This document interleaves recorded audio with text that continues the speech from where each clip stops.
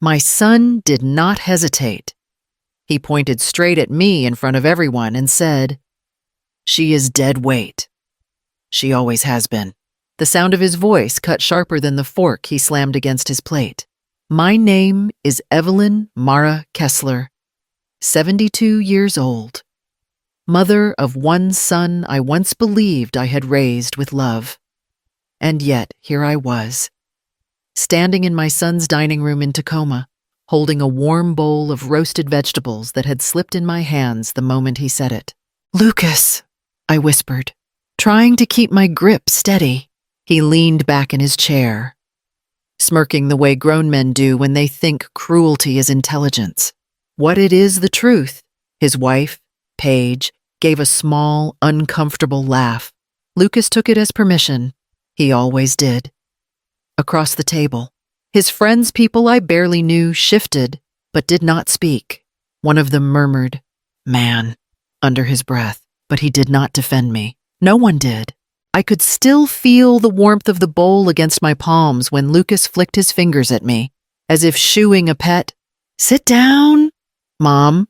Just do not make a scene." "I was not making a scene," I said quietly. "You always do," he replied. The bowl trembled. My hands were shaking. Not from age, but from something else. Something I had swallowed for too many years.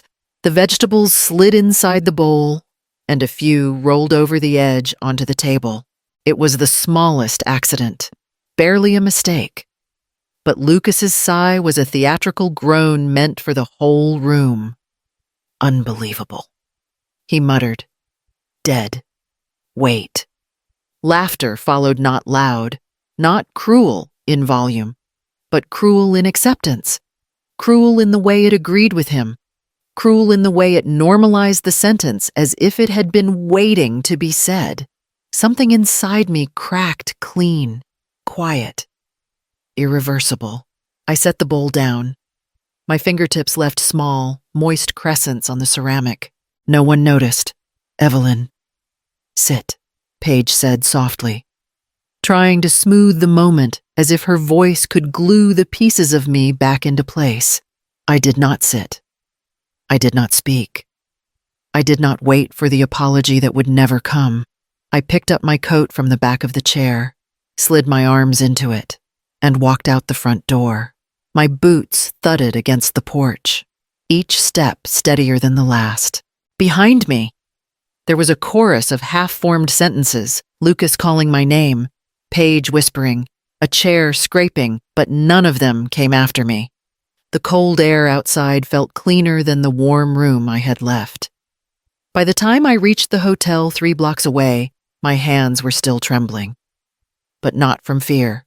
I booked a small room for the night, using the emergency savings I kept hidden for years. The receptionist asked, "Are you all right?" "I will be," I said. When I finally sat on the edge of the hotel bed, my phone buzzed with a message from Lucas. "Grow up. You are too emotional." I stared at the words until they blurred. Not because I was crying, I could not. My tears had been wrung dry long before this night. What remained was something clearer. I did not just need to leave the dinner. I needed to leave the entire life that let my son believe I was less than him. What if the only way to prove my worth is to disappear? How do you measure a lifetime of being overlooked? The hotel room was small and quiet, the kind of place people pass through without remembering the wallpaper. I sat on the bed with my coat still on, my hands folded in my lap, like I was waiting for someone to call my name. No one did. My phone lay face down beside me. Lucas's last message hovered in my mind like a bruise. "Grow up. You are too emotional." I pressed my fingers to my chest, as if I could soothe something there. Instead, memories rose in layers. I saw him at 5 years old, standing in our old kitchen in Tacoma, his hair sticking up after a nap. My husband, Mark, had been gone for 3 months then. Car accident, late at night, on his way back from a shift at the port, the police at the door. The folded hands, the words I barely heard. In the memory, little Lucas tugged my sleeve. Mom, when is Dad coming home? I had knelt down, forcing my voice to stay steady. He is not. Sweetheart, it is just you and me now. He had stared at me, lower lip trembling. So you will do everything. Yes, I had said, I will do everything. I had meant it as a promise of safety. Somehow it had become a sentence. Years later, when I tried to go back to school, the same pattern uncoiled again. I could still hear my supervisor at the grocery store where I worked evenings after my day job at the medical office. You are smart. Evelyn, he said, tapping the edge of the schedule. The hospital is hiring full-time. They need people to manage the front desk, benefits, better pay. You should apply. I cannot, I had replied, glancing at the clock. Lucas has practice. He had frowned. He is a teenager. He can take the bus. His father is not here, I said. I do not want him coming home to an empty house. So I stayed part-time. I stayed available. I stayed small. By the time Lucas graduated high school, I had turned down 2 promotions and 1 chance at a training program that would have moved me into hospital administration. I found the letter once, the one that had arrived in the mail with the logo and the words, "We are pleased to offer you." Lucas had looked at it. 18 years old and already leaning toward arrogance. More hours, he asked. Better pay, I replied. So you will miss my games, he said it casually. But the hook was there. I do not want you working more, he added, handing the letter back. We are fine. You do not need to chase stuff like that. I had folded the letter and put it in a drawer. I will stay, I told him. I will be home. The more I gave, the less he seemed to see it. The more I organized, cooked, budgeted, rearranged my life around his, the more invisible I became. Somewhere along the way, I will do everything had turned into, you are dead weight. I stood up from the bed and moved to the small desk in the corner. My purse sat there, slumped like it was tired too. I pulled it closer and took out the worn leather journal I always carried, the one I used to write grocery lists and appointments and, sometimes, things I wished I could say out loud. I flipped through pages filled with other people's needs. Pick up Lucas's suit from dry cleaner. Pay electric bill by Friday. Call insurance about Lucas's dental. Make casserole for Lucas's co-workers. Near the back, the writing changed. The letters leaned differently. Looser. I saw a list titled, If I Were Brave. Take a train up the coast. See the northern lights. Start a bed and breakfast somewhere quiet. Live near water and mountains at the same time. My throat tightened. I remembered writing it in my 30s, after a trip to the library. I had come home with a stack of travel brochures tucked between cookbooks and coupons. I went to my suitcase and unzipped the front pocket. Old habits die hard. I always kept too many papers, receipts, notes, faded photographs. I reached for the familiar texture of glossy paper and pulled out a thin, folded brochure I had not seen in years. A blue sky, white mountains. The words, Alaska Rail Adventures. Another one. Talkeetna and Denali region. Another remote lodges of interior Alaska. I had circled images once with a pen. Little loops around cabins and lakes. In the margins. In my younger handwriting, I had scribbled, someday. I sat back on the bed, brochures spread out like a fan in my hands. Lucas's words from that evening still echoed, but they sounded different now, thinner somehow, like they belonged to a smaller room than the one I was sitting in. Maybe the problem was not that I was too emotional. Maybe the problem was that I had lived my entire life inside someone else's idea of who I was meant to be. I ran my thumb over the ink circle around a solitary cabin, facing a stretch of water and mountain. Someday had waited a long time. What pushes a woman to abandon everything she built over 7 decades? I checked out of the hotel just after sunrise, the clerk handing me my receipt with a polite smile that made my throat tighten. Safe travels. Ma'am, he said. Not knowing I was not traveling, I was escaping. The cold air outside steadied me. I walked to my car, sat behind the wheel, and waited for my hands to stop shaking. Eventually, they did. My house in Tacoma looked the same as it had the night before white shutters. Flower beds I tended every spring, a porch that had once held birthday banners and potted plants. Nothing about it warned me that tonight would be the last time I ever unlocked that door. Inside, the silence felt heavier than usual. I went straight to my bedroom closet. I did not need much. Clothes, a few keepsakes, the journals, and the small metal tin buried in the back of my dresser. I had just zipped my suitcase when I heard the front door open. Mom Lucas's voice echoed down the hallway. Why is your car out front? I thought you were staying at the hotel to cool off. I stepped out of my room, my coat over my arm. His eyes swept over the suitcase. Seriously, you are still being dramatic about last night. I came to get my things. I said. He snorted. Your things. You live here. I will not anymore. His jaw twitched. The same way it used to when he was a boy who did not get his way. You are not moving out. Stop acting like some wounded teenager. You are 72 years old. I am aware of my age. Lucas. Then act like it. I walked past him into the kitchen and reached above the cabinets. My fingers closed around the metal tin. He watched me, confusion darkening into suspicion. What is that? He asked. Money, I said simply, setting the tin on the counter. Savings I have been putting aside since your father died. He laughed, sharp and humorless. For what emergency knitting supplies, I opened the tin. The envelopes inside were neatly labeled by year. He stared at them as if they were evidence of a crime. How much is that? He demanded. Enough. His tone snapped. Then you can transfer some to me. I need to cover a few bills this month. Just a few thousand. You owe me that much. I owe you nothing, I said. His eyes widened as if I had slapped him. Excuse me, I am leaving, Lucas. My voice stayed steady, even though my heart felt like it had been pried open. I am taking the money I saved. I am taking my things. And I am leaving Tacoma. He stepped closer, trying to tower over me. You are not leaving. You cannot just walk out of your life. I can, and I am. This is ridiculous, he said, reaching for the tin. Give me the money.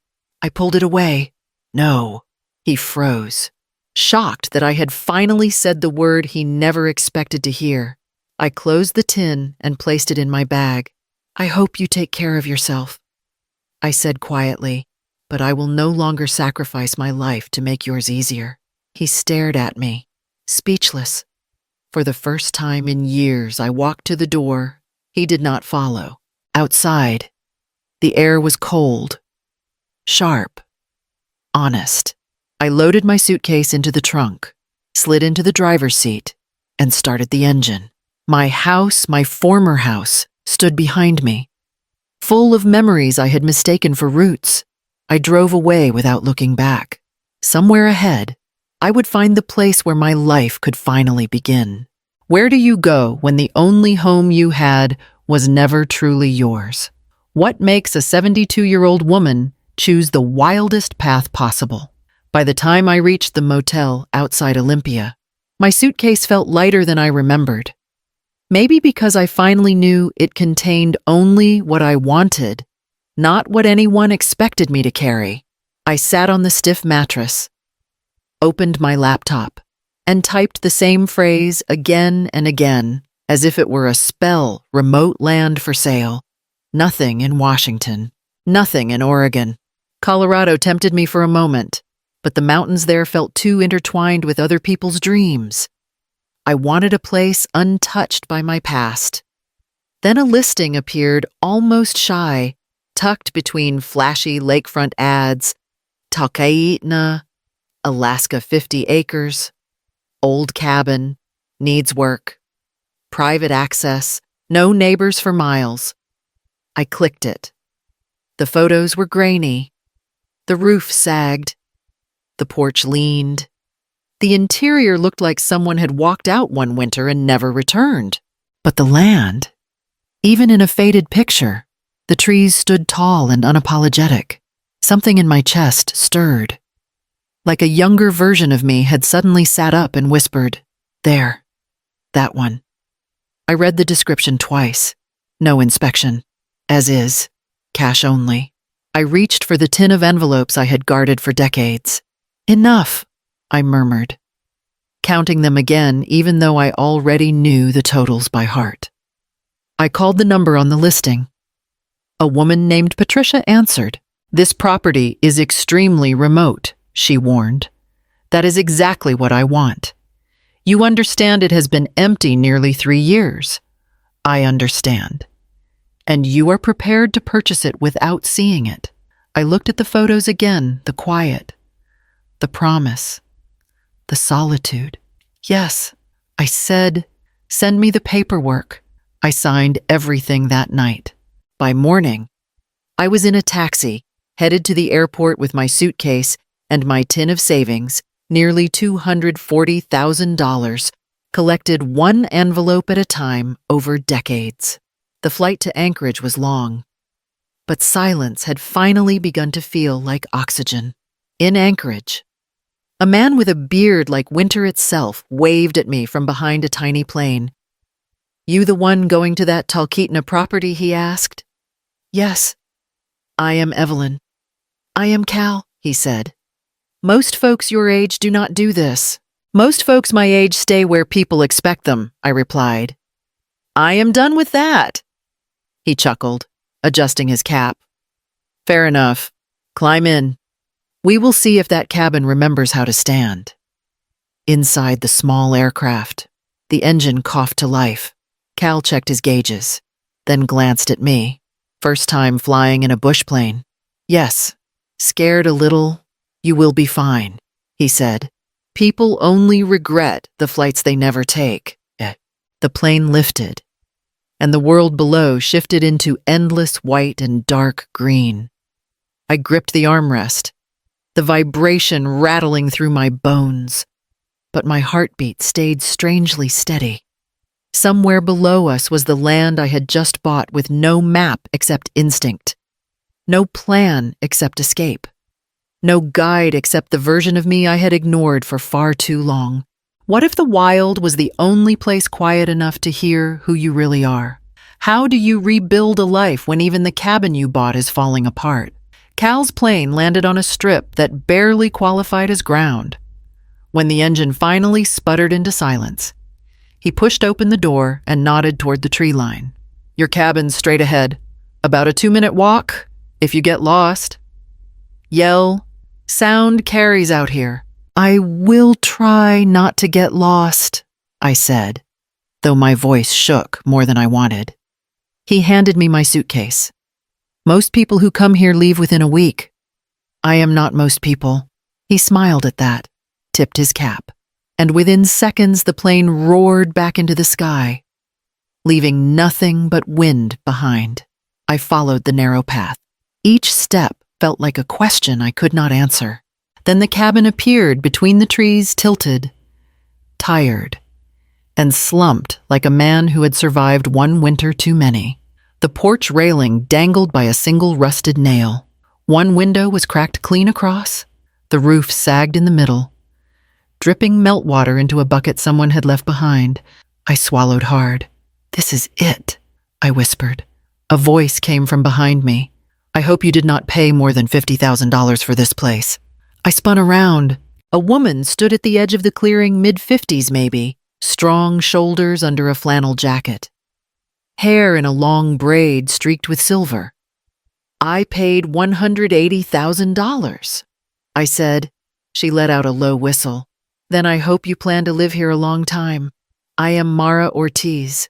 I do contractor work. I heard someone bought this land." I did. I replied, "I am Evelyn." She walked past me to inspect the cabin, tapping a loose board with her boot. This place needs work. Serious work. I figured that. I said, "No," she corrected gently. "You hoped it was better than the photos." I could not argue. Mara crouched beneath the porch, frowned, then stood again. "Tell me what you want."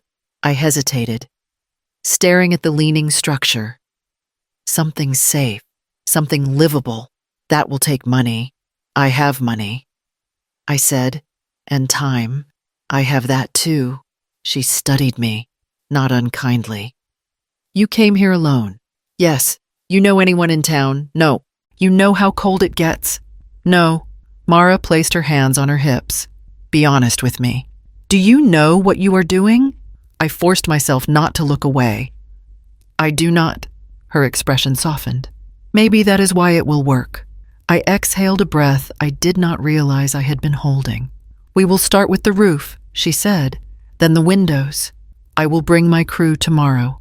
Tonight, well, you will need to make do." The sun dropped faster than I expected, and Mara pointed toward the door. "You have a generator in there." "Old one. Might still work." "How do I pull the red cord twice?" "Kick it if it complains." That made me laugh for the first time in days. She started back toward the trail. "If you hear wolves, stay inside. They are not interested in you, but they like to talk at night." "Wolves," I repeated. "You will get used to them. And the dark. And the quiet." "Thank you," I said. "You will do fine," she replied. "See you in the morning." When the generator sputtered to life, the cabin flickered with a weak yellow glow. I sat on the old couch, listening to the strained hum of machinery. Then the hum died. The power snapped out. Silence swallowed the room. A moment later, somewhere beyond the broken window, a long, low howl rose through the trees. I pulled my blanket tighter around my shoulders. Can a place break you and heal you at the same time? What happens when survival becomes your teacher? By the second morning, my hands already ached. Mara arrived at sunrise with 2 thermoses and a toolbox, stepping onto the porch as if she had always belonged there. "You sleep at all?" she asked. "Barely," I admitted. "Good. Your body will adjust. Come on, we have work to do." Work. Not a word I had feared before. But this was different. This was the kind of work I had watched in documentaries. The kind I once believed required youth or strength I no longer had. Mara handed me an axe. "Start with the easy pile." The birch logs. I stared at the tool. "I have never split wood." "You have never needed to." She stepped back. "But you do now." I lifted the axe, surprised by its weight. The first swing hit the log sideways and bounced. Mara did not laugh. She simply said, "Again." The second swing landed better, but still did not cut. Again. By the 7th swing, the wood split cleanly. I let out a breath that clouded in the cold air. "You did that," Mara said.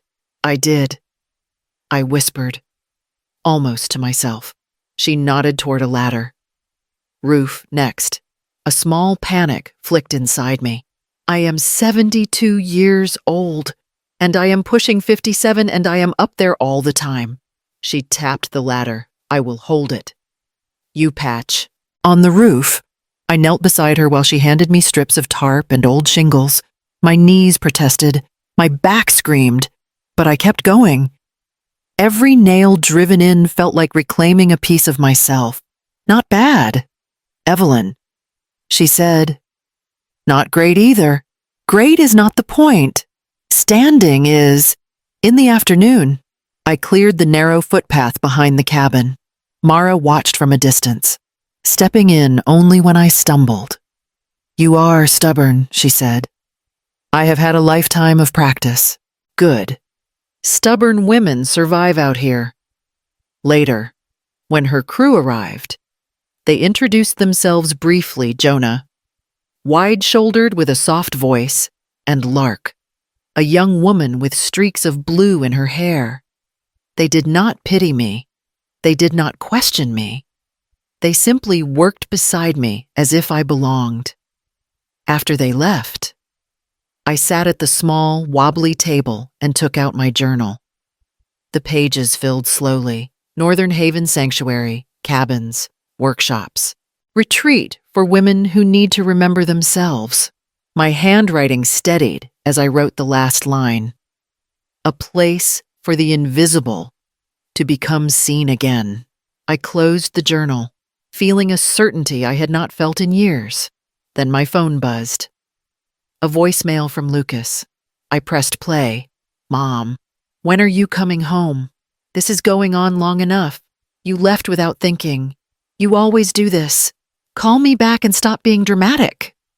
His tone was irritated, not worried, as if my absence was an inconvenience rather than a loss.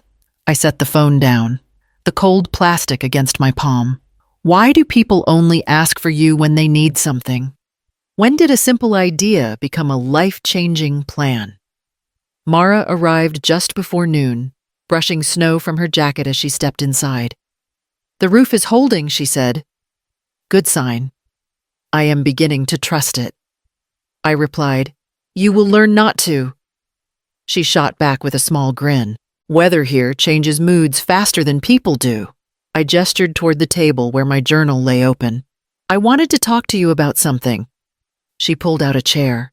Go on. I shifted the pages toward her sketches of cabins, footpaths, a central lodge. I keep thinking about building something here. Not just for me, for other women like me. A retreat. Mara tapped her finger on one of the drawings. You are talking real money, real planning. You sure you want to go big? I do not know how to go small anymore. She laughed softly. All right. Then you need to meet Jonas. Who is Jonas Guide? Tracker. Knows the land better than any map. If he says something is possible, it usually is. She stood and motioned toward the door. He is in town today. Let's go. We drove into Talkeetna just a few shops. A diner, a post office, and a long stretch of snow. Inside the cafe, a man with a thick beard and sharp, steady eyes raised a hand at Mara. Ortiz, he said. You bring trouble or work? Both, she replied. Jonas, this is Evelyn. He nodded. You bought the old Miller property. I did. You planning to live there alone? Yes. He studied me for a moment. Bold or foolish? Mara muttered. I was being polite. Jonas said, I opened my journal to the sketch. I want to build something here. Cabins, workshops, a sanctuary for women. Somewhere quiet, honest, safe. Jonas leaned over the table, tracing the lines with his eyes. Tourism uptick in summer. Heavy traffic toward Denali. Winters will be your test. Not impossible, but the timing matters. He glanced at me. You understand that I am learning. I told him. Good, because if you want this to work, you will need more than cabins and pretty views. You need a draw. What kind of draw? He folded his arms. Your land has a spring. I saw it, I said. Thought it was runoff. It is not, he replied. It is mineral water. Comes from deep under the ridge. People pay good money for that. Mara raised her eyebrows. Told you Jonas knows everything. I stared at the two of them. Mineral water. Are you sure? Jonas nodded. It is not huge, but with the right setup, it could be part of your retreat. Healing baths, wellness packages. People eat that stuff up. My chest tightened, not with fear this time, but with something bright and unfamiliar.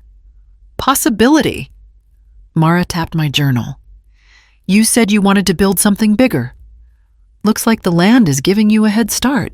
I closed the notebook slowly, the sketches inside no longer looking like daydreams.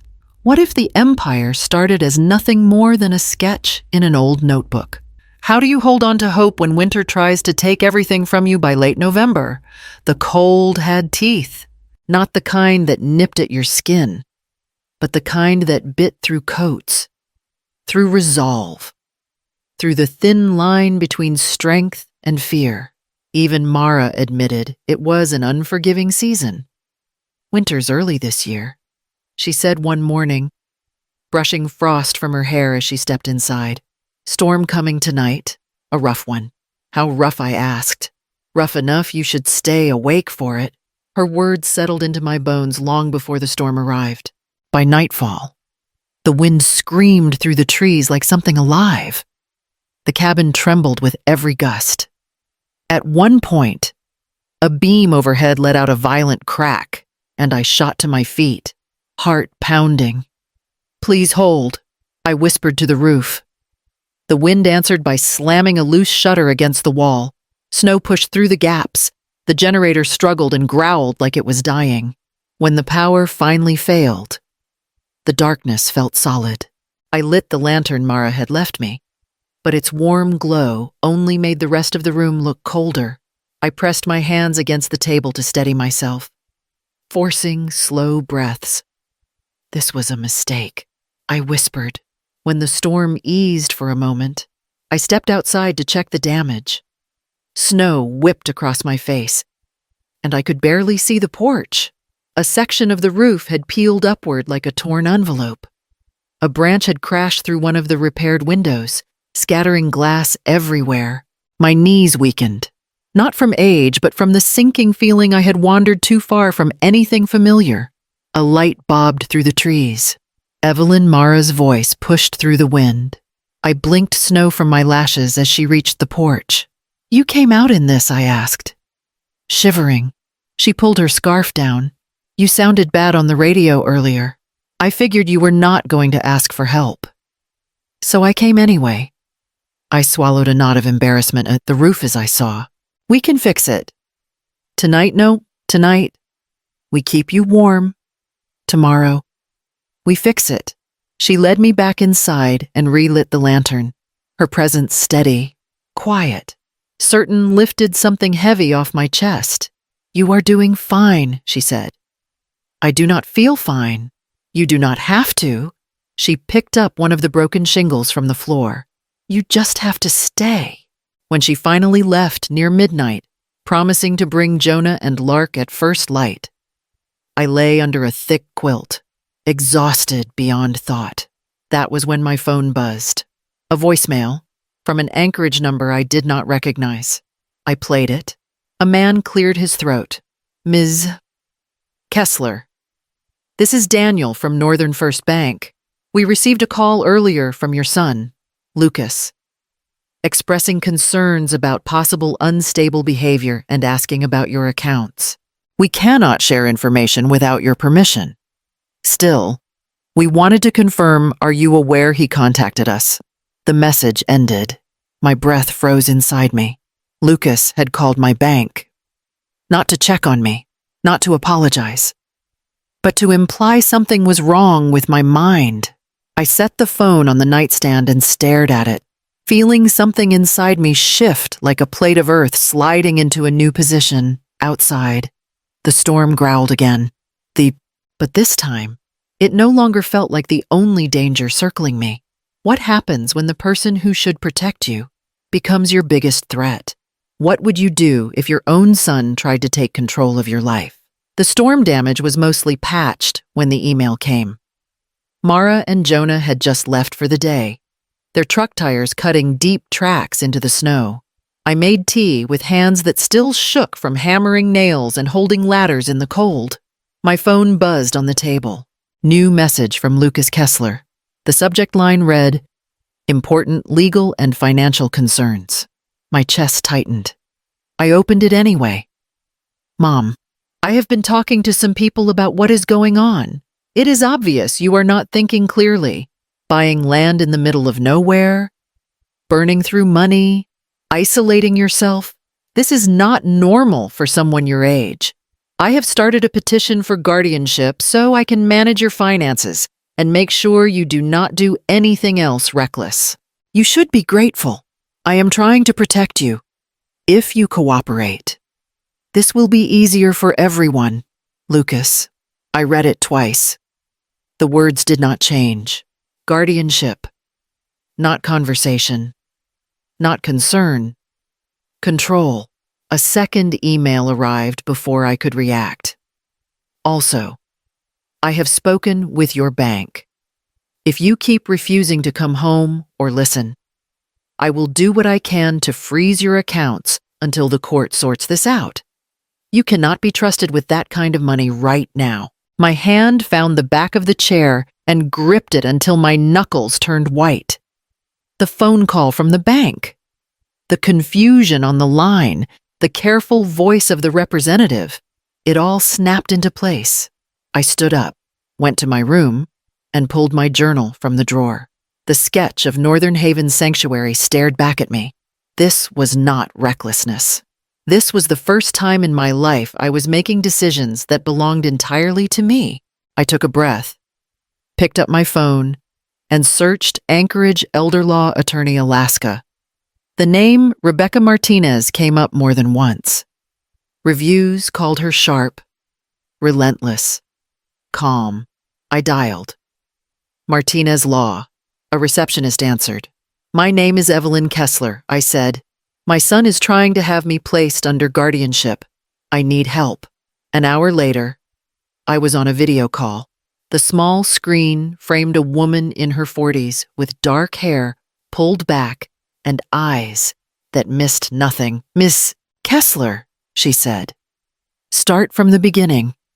I told her about the dinner in Tacoma, about Talkeetna, about the land, the cabin, the repairs, the bank call, the emails.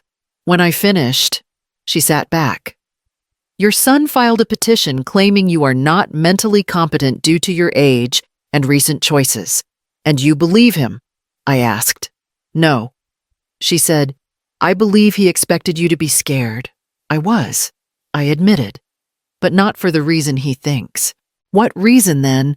I was scared that if I did not leave, I would die without ever having lived. One corner of her mouth lifted. I have seen a lot of cases like yours, Ms. Kessler. Children who mistake control for care. I will need financial records, proof of your investments, any documents related to the property, and the emails he sent by she. I have all of that. I said, good, because guardianship is serious. If he wins, you lose legal control of your money and most of your decisions. He forgot something important. I told her. What did he forget? He forgot that I stopped being scared of him when I left. Rebecca nodded slowly.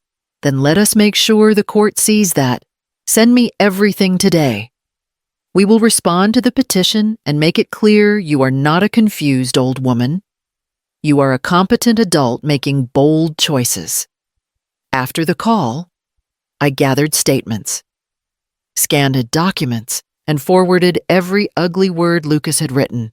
Each email I attached felt like placing a stone on a scale that had been tilted against me for years. My son believed my life belonged to him. He was about to learn I would fight harder for it than I had ever fought for anything. Can a single weekend prove your entire worth? The first guests arrived on a Friday morning just as the clouds broke apart above the tree line. There were 4 of them, 2 sisters from Juneau, a retired couple from Fairbanks, and one man who introduced himself simply as Caleb from Anchorage. Each carried the same look I had worn when I first stepped onto this land unsure. Curious, a little breathless, Mara met them at the porch with her usual blunt cheer. If anything breaks, do not panic. It is an old property. Not a haunted one. Caleb laughed. The sisters exchanged excited looks. The older couple nodded, as if they had survived far worse. I stepped forward. Welcome to Northern Haven Sanctuary, I said. I am Evelyn. They greeted me warmly, kindly. Even not one hinted that I should not be doing this at my age. They simply trusted that I knew what I was offering. Inside, the air smelled of cedar and steeping tea. Mara had worked all week to make the main lodge feel comfortable without pretending it was something it was not. "You did this yourself?" one of the sisters asked, touching a polished handrail. "With help," I said. "A lot of help." Jonas arrived right on time. Boots dusted with frost. He gave me a nod before addressing the guests. "I will show you the trails, the ridge overlook, and the spring. If you get tired, say so. If you get lost, yell louder." They laughed again, lighter than before. As they followed him out, Mara leaned close to me. "You are doing that thing." "What thing?" "Worrying you are not enough." "I am not worrying." "You are." Your shoulders do that little twitch." I adjusted them. "I am fine." "You will be," she said. "Especially once they come back smiling." She was right. When the guests returned hours later, cheeks flushed from cold and wonder. They talked over each other about the ridge and the ice formations, and the way the light hit the water at the spring. "This place is something special," Caleb said. "You can feel it." His words tightened something in my chest, not painfully, but with a pressure that felt like hope. That evening, we served dinner around the large wooden table Jonah had built. Simple food, but warm and filling. Conversations rose easily. The older man from Fairbanks lifted his mug to the woman who decided 72 was the perfect age to start a new empire. My face burned with embarrassment and pride. "It is hardly an empire." "Not yet," he said, "but give it time." The sisters pulled out their phones, taking photos. "Our friends are going to lose it when they see this place," one said. "We are telling everyone." I cleaned dishes while Mara dried them. "They like it," I murmured. "They do more than like it. They feel good here. That is the whole point." Later, as I walked through the quiet lodge, checking that the lanterns were low and doors secure, I noticed Caleb sitting alone by the window, typing on a sleek laptop. "You are working?" I asked. He closed the computer halfway, half working, half thinking. "What do you do?" He hesitated, then smiled. "I write travel pieces, mostly." My stomach flipped. "For a paper travel and leisure magazine," he said. "Sometimes freelance, sometimes contracted." I stared. He waited. "You did not mention that earlier," I said. "Wanted to experience the place without anyone fussing over me." He tapped the cover of a notebook lying beside him. "I will be honest. I came here expecting a charming mess. Instead, I found something real. I am glad." "You should be," he said gently. "Real makes the best stories." Mara called goodnight from the hallway, and I excused myself. When I closed my door, I sat on the bed and let the weight of the day settle over me warm, solid, and unfamiliar. How powerful could one good story about me become? How far can one spark spread when you have spent a lifetime unnoticed? 3 weeks after the soft opening, Mara burst into the lodge kitchen waving her phone like it was on fire. "Evelyn, you need to see this right now." I wiped my hands on a towel. "Is something wrong?" "Wrong, no. Life-changing, yes." She shoved the screen into my hands. The header read, "Northern Haven Sanctuary, the most unexpected gem in Alaska. Travel and Leisure Magazine," by Caleb Rhodes. My heart thudded painfully. He wrote about us. He did more than write. Mara said, "Scroll." I did. There is a kind of quiet you do not find on maps. There is a kind of healing that does not announce itself, and there is a 72-year-old woman named Evelyn Mara Kessler who built a place that feels like forgiveness. My throat tightened. I kept reading. He described the spring, the trail, the handmade benches Jonah carved, the warmth in the lodge, the feeling of being welcomed without expectations. He wrote about me too carefully, respectfully. "This is unbelievable," I whispered. "It is about to get louder," Mara said, pointing toward the lodge window. A van rolled down the long path. kicking up snow, then another, then 2 cars behind it. Bookings. I asked, bookings. She confirmed. You opened the calendar last week, and now it is full for the next 5 months. My phone buzzed before I could catch my breath. The number was unfamiliar. This is Evelyn, I answered. Ms. Kessler. This is Andrea from the Alaska Tourism Board. Congratulations on the feature. We would love to discuss partnership opportunities. I nearly dropped the phone. Partnership. Yes. Your retreat highlights a side of Alaska we want to promote. Authentic, restorative, community-driven. We have funding programs and promotional options. Would you be open to a meeting? Of course, I said. Stunned. After the call, I stepped outside for air. Jonas met me by the porch, boots crunching through the snow. You are famous now, he said. I am not famous, he smirked. Locals already know your name. That counts. Lark arrived moments later, holding up her own phone. Are you raising prices or what? Because people are begging for cancellations. I have not even thought about prices. I admitted. You should, she said. You are no longer running a side project. This is a real business now. The word business hit me with a strange mix of pride and fear. Me, a 72-year-old woman who once believed she could barely manage her own life, was suddenly the owner of something people were willing to travel for. That night, as bookings flooded in and Mara made a pot of celebratory coffee, I finally sat alone long enough to feel what the article meant.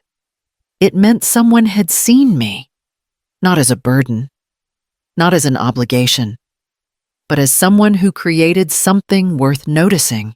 The glow lasted until my phone pinged again. A notification from social media. Lucas Kessler commented on a shared article. I opened it, glad she finally found a hobby. Maybe this will keep her from making poor financial decisions. Another comment beneath it. If you all knew the full story, you would not be praising her like this. My stomach dropped. The warmth from earlier drained out of my hands. Mara walked past and noticed my face. What happened? I held out the phone. She scanned the comments and exhaled sharply. He is trying to embarrass you. I know. Do not respond. I will not. Mara set a hand on my shoulder. Let him talk. You just keep building. People will see the truth. But the truth was already clear. Success had not softened Lucas. It had provoked him. And now he was watching. Watching as I became someone he never believed I could be. What happens when success draws out the person who tried to silence you? How do you prove you are not helpless to someone who needs you to be? The Anchorage courthouse smelled like old paper and winter coats. I sat beside Rebecca at the respondents' table. My hands folded on top of a neat stack of documents. Bank statements, architectural plans, booking records. Proof that I existed as more than a frightened old woman in my son's imagination. Lucas sat across the aisle with his attorney, a man in a gray suit with a glossy tie and patient eyes. My son did not look at me. His jaw worked, tight and angry, as if the entire building had personally offended him. The judge, a woman in her 50s with iron gray hair pulled back from a serious face, adjusted her glasses and glanced at the file. This is the matter of Kessler versus Kessler, she said. Petition for guardianship over Ms. Evelyn Mara Kessler. Counsel, you may proceed. Lucas's attorney stood. Your Honor, my client is deeply concerned about his mother's well-being. Ms. Kessler is 72 years old. Within the last year, she abruptly abandoned her home, liquidated substantial assets, and relocated alone to a remote property in Alaska. He gestured vaguely in my direction. Her behavior is erratic. She has invested significant funds in a speculative project with no real-world business experience and cut off contact with her family. We believe she is confused and easily manipulated, and that she requires legal protection. The judge's gaze slid to me for a moment. Unreadable. Thank you. Mr. Hines? Ms. Martinez. Rebecca rose smoothly. Your Honor. We do not dispute Ms. Kessler's age. We do, however, dispute every other implication. She clicked a remote. The screen on the wall behind the judge lit up with the first page of a spreadsheet. Exhibit 1 bank records from the past 15 years. Ms. Kessler has independently managed her personal inheritance, totaling approximately $240,000, with consistent, conservative investments. Her net worth has increased steadily, not decreased. Slide change. Architectural drawings appeared. Exhibit 2 stamped architectural plans and construction permits for Northern Haven Sanctuary. The retreat Ms. Kessler is building near Talkeetna, all properly filed, all compliant with code. Slide change. A chart showed rising numbers. Exhibit 3 booking records for the last 3 months. Northern Haven has been operating on a soft opening basis and is fully booked for the next 6 months, with deposits paid. Rebecca's voice did not rise, but it carried weight. Additionally, we have a letter from the Alaska Tourism Board expressing interest in formal partnership, and a published article from a national travel magazine highlighting Northern Haven as, and I quote, the most unexpected gem in Alaska. Lucas shifted in his chair. His attorney cleared his throat. Publicity does not prove capacity. Your Honor, elderly individuals in the early stages of cognitive decline can be easily exploited into signing documents they do not understand. Her sudden move, her secrecy, the hidden savings, none of this is normal.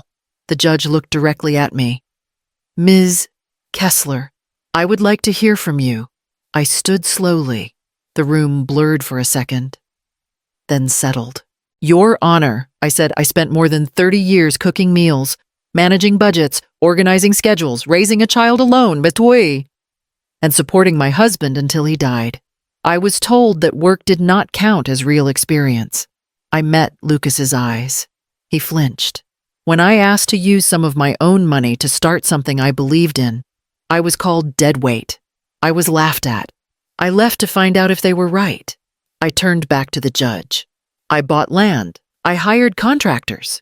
I learned how to split wood and negotiate contracts. I built something people travel to see. I am not confused.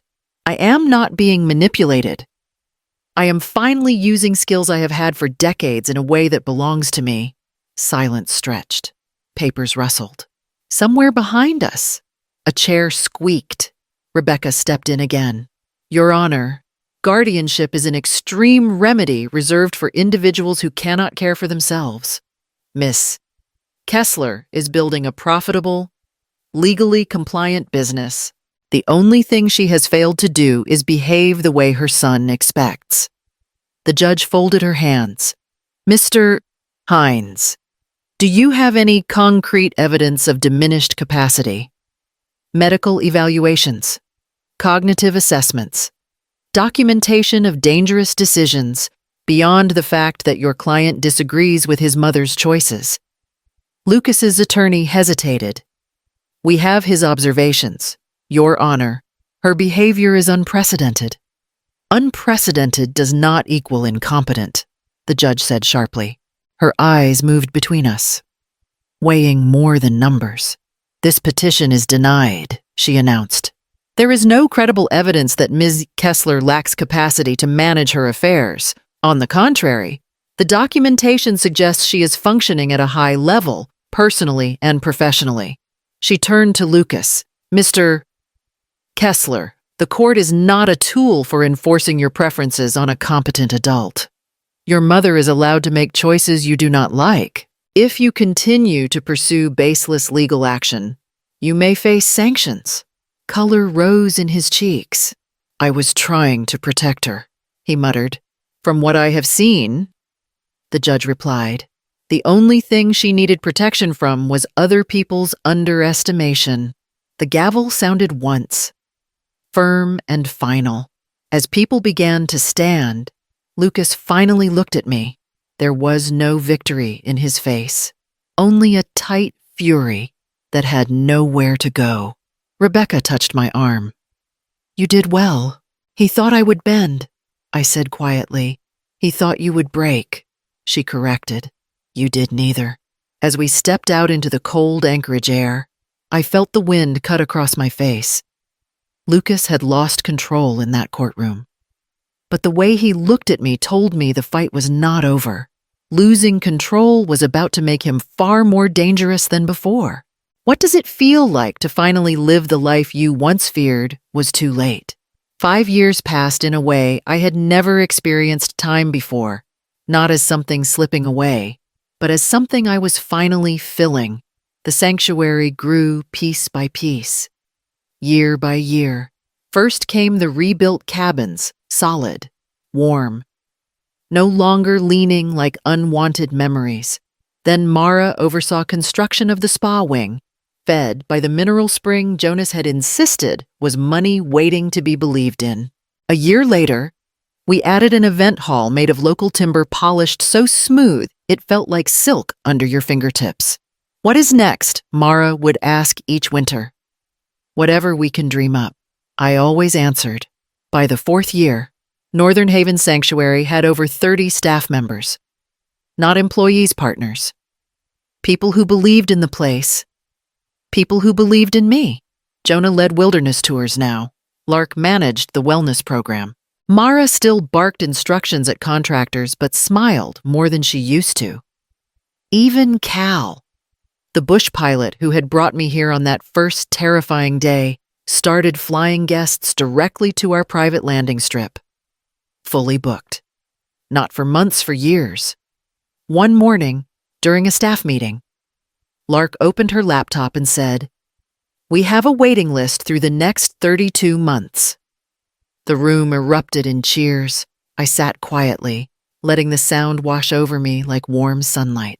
Later that afternoon, I stood outside with Jonas as he inspected the new footbridge near the spring. "This place is not the same land I flew past 10 years ago," he said. "I am not the same woman," I replied. He gave a thoughtful nod. "You earned every inch of this." I had, though it still stunned me sometimes. I remembered the woman who stepped off Cal's plane shaking with fear, who slept under a leaking roof, who nearly turned back after one bad storm. I barely recognized her anymore. In the 5th year, invitations began arriving from conferences across the country. "Ms. Kessler," one organizer wrote, "We would be honored if you would speak about late life reinvention and empowerment." At the first event, I spoke to a crowd of 200 people. My hands trembled when I walked on stage, but my voice did not. "It is never too late to become the person you needed when you were younger," I told them. People cried. Not because of tragedy, because of possibility. After that, the invitations multiplied. Senior organizations, women's groups, independent living networks. They wanted to hear about a 72-year-old woman who split wood with her own hands, who built a business after being dismissed as dead weight, who discovered her life was not over. It had simply been waiting. Then came the recognition I never expected. Mara stormed into my office holding a thick envelope addressed from a national foundation. "You might want to sit," she said. Inside was a letter stating I had been selected as one of the country's top 5 late life innovators. The award included a grant, a gala invitation, and a feature in a national broadcast. I read it twice before speaking. Someone thinks I am an innovator. Not someone. Mara said, "A lot of someones." I set the letter down, letting the truth settle. My greatest triumph had arrived exactly when no one, least of all my own family, believed I had anything left to give. What if your biggest triumph is the one your family never believed in? What do you do on the day you open the empire? No one believed you could build. The grounds buzzed from sunrise. Staff moved between the lodge and the new event hall carrying trays, lights, stacks of brochures, and crates of wine donated by a local vineyard. The celebration had been planned for months, an official grand opening to mark 5 years of growth and the completion of the sanctuary's final expansion. "Evelyn, breathe," Mara reminded me for the 3rd time that morning. "I am breathing," I said, barely. She tightened the last bolt on the wooden archway, decorated with carved spruce branches. "There. Perfect. Now go talk to people. This is your day." Guests began arriving in clusters, investors in polished jackets, journalists holding cameras, community members who had watched the transformation from the beginning. The hall filled with voices and warm handshakes. "Ms. Kessler, congratulations." An investor said, "You have built something extraordinary." "Thank you," I replied. A reporter stepped in. "Could you describe what Northern Haven means to you?" "It means choice," I said.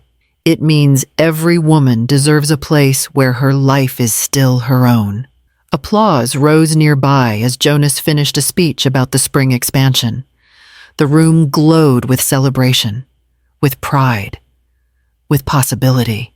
I walked slowly through the space, taking in the polished floors, the hand-carved beams, the lights Lark had strung across the ceiling like soft constellations. This was mine. Not inherited, not given, built. Mara approached me again, brushing dust off her hands. "You see what you did?" "We did it," I corrected. She smirked.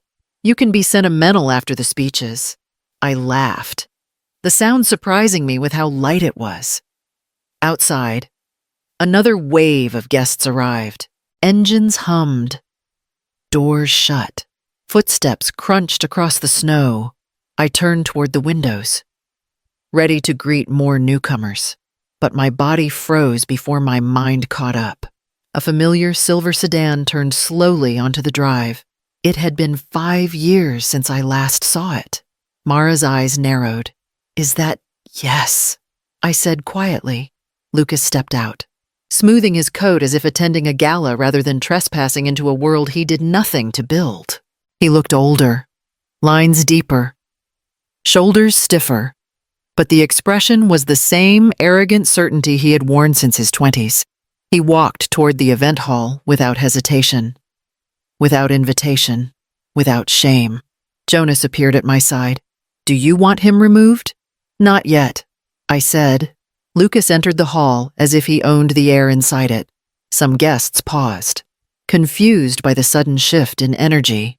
He lifted his chin and smiled broadly, projecting charm that did not reach his eyes. "There she is," he said, spotting me. "Mom."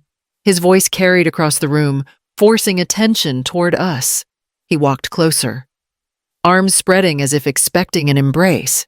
"I heard you were putting on quite an event. Thought I should be here for your big moment." Mara stepped between us, but I touched her arm lightly. "It is all right." Lucas glanced around the room with an appraising look. The way a man inspects a house he plans to buy cheaply and flip for profit. "This is impressive," he said. "Bigger than I imagined." He smirked. "Good thing I came. Investors will want to speak with me." My stomach tightened. He was not here to apologize. He was here to claim. What happens when the person who tried to break you walks into your empire? How do you face the person who expects to own what you built? Lucas did not pause. Not to admire the hall, not to acknowledge the people who had given their sweat and years to make Northern Haven real. He walked straight through the crowd, past the buffet table, past the carved archway, and sat in the head seat at the long cedar conference table. My seat.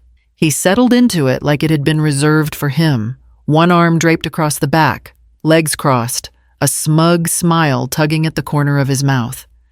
Several investors turned, startled. Mara cursed under her breath. Lucas tapped his fingers on the polished wood. "Mom," he called, loud enough for the room to hear. Why are you standing over there? Sit somewhere else and let me talk to your people. My people. As if they belong to him because I once belonged to him. I walked toward the table slowly. Jonas moved with me, ready to intervene. But I gave him a small shake of the head. I wanted to see where Lucas planned to take this performance. He gestured grandly at the chairs beside him. Investors, community partners, media, thank you all for coming. I am Lucas Kessler, Evelyn's son. I helped her through the early stages of this project. Mara nearly choked. Lark muttered. Oh, he did not. I stayed silent. Lucas continued, oblivious to the stiffening posture of the people around him. She and I have discussed the next phase of expansion. I will be overseeing more of the business side from now on. Operations, partnerships, investor communications. So please, if you have questions or ideas about the future of Northern Haven, you should come to me. He said it smoothly, confidently, as if it were already fact. As if he could slide himself into the seat of power simply by sitting in it. One investor cleared his throat. Mr. Kessler, I was under the impression that Ms. Kessler is the sole owner. Lucas smiled tightly. Of course she is.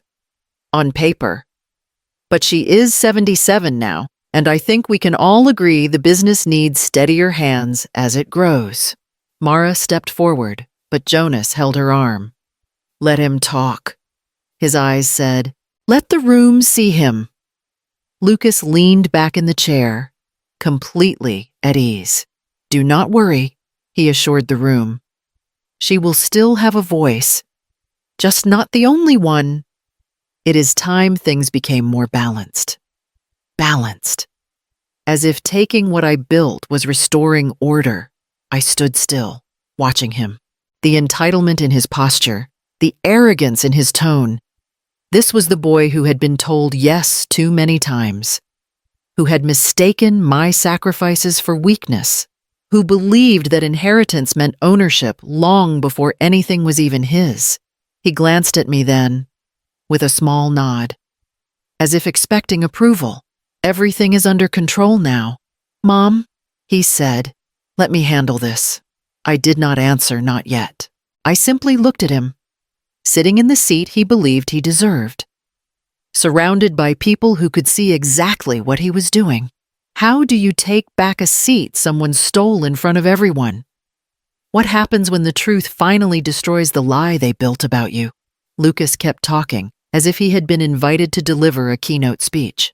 He leaned forward in the head seat, gesturing confidently while investors forced polite expressions onto their faces. So as I was saying, he continued, my plan is to streamline operations.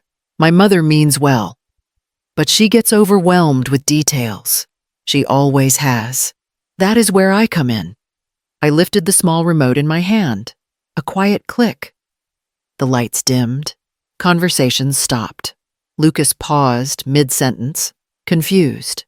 Behind him, the giant presentation screens flickered to life. At first, only a folder name appeared, Kessler Communications. Then the emails began flashing across the screens one by one. The first message, she is 72 and reckless. Someone needs to manage her money before she wastes it. A gasp broke from somewhere in the crowd. The second message frees her accounts if she refuses to cooperate. She is not thinking clearly. Mara's fingers curled into fists. Jonas muttered something low under his breath. Lark covered her mouth. I clicked again. Voicemails appeared next, transcribed in bold text. Mom, you need to stop embarrassing yourself. You are too emotional to run anything. You are making dangerous decisions because of your age. I am going to take control of this whether you like it or not. The room grew very still. Lucas rose halfway from the chair. Turn that off, he ordered. Mom, stop this. You do not understand this is private. You are overreacting. I clicked again. A message he had sent to a lawyer displayed behind him. My goal is to become primary decision maker for her finances and property. She does not need to know everything. Someone near the back whispered, "My God." Another investor stepped away from him. His wife, who had followed him quietly into the event, pressed her hand to her forehead, her eyes filling with tears. "Lucas," she whispered, "you told me the petition was for her protection." He turned on her sharply. "Not now, Emma." I stepped forward, calm, clean, unshaken. "Do not blame your wife," I said. "She believed what you told her." He spun toward me, red-faced. "Mom, this is ridiculous. You are humiliating yourself. You are humiliating me." "No," I said softly. "These messages humiliated you. I am simply showing the truth." I faced the room. For years, my son insisted I could not think, could not decide, could not live without his permission. He believed my age made me weak. He believed he was entitled to everything I built, even this place. I took the final step toward the table, but Northern Haven Sanctuary does not belong to him. I turned back to Lucas. "And as of today, you are legally barred from any involvement with this company. You have no claim here, not in ownership, not in decision-making, not in future profits. You are no longer welcome on this property except as a visitor by appointment, if ever." His mouth opened. Nothing came out. The screens behind him froze on the last message he had sent me months ago. "You are dead weight." I let the silence hold. Then I spoke quietly, only for him. "You called me dead weight, but I am the one who carried you for decades. Today, I am putting you down." Security approached him gently. No force, no shouting, just the slow closing of a door he had pried open for far too long. Guests stepped aside. Some shook their heads, others avoided his eyes. His wife followed behind him, still crying. Lucas glanced back, once bewildered, shrinking inside his own anger. I stood without trembling. What does freedom taste like when you finally cut the dead weight loose?